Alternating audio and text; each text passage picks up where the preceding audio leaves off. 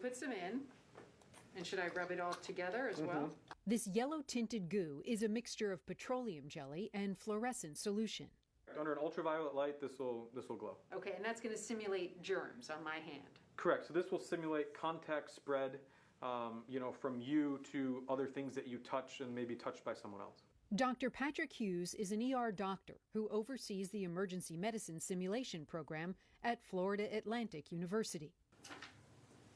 Hi, ladies. Hey. Hi. He invited us to lunch, designating me the so-called spreader, so we could see how germs on my hand, which could be coronavirus droplets, could spread in a restaurant setting. At our table, we keep our masks on to protect ourselves and each other. There's a menu for you. Thank you so much. Yeah, sure, thanks. I pour water for everyone at the table This is great. Thanks for having us for lunch. Sure. and pass around the food, wondering if I'm passing around the virus too.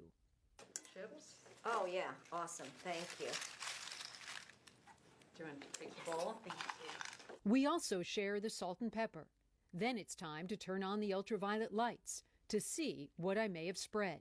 Remember, I was the only one with what could have been the virus on my hand. You didn't have any germs on you. I was the spreader.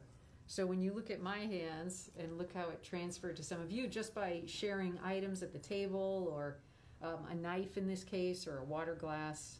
I mean, even it only takes a little bit, right, to make somebody else sick.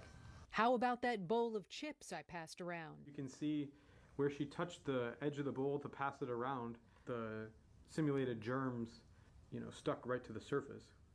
And then everybody else touches the bowl. Same with the salt and pepper shakers and the pitcher of water. There was contact spread on the cups and menus too, even my lunch friends. This is the spot where when Randy came in to have lunch with her friends, she touched right on the shoulder just to greet everybody, and you can see the outline of her palm print, her handprint right on the shirt. It's quite scary, the amount of spread that one person can have in a room like that. We also wanted to see what would happen if you're out for lunch or dinner with a friend or your family at a restaurant and somebody coughs. So let's turn out the lights and let's see the cough. There were now more droplets on the bowl of chips, the menus, and the water pitcher too. Look at what happened to the fork after that simulated cough. Those would be real germs if that was a real cough.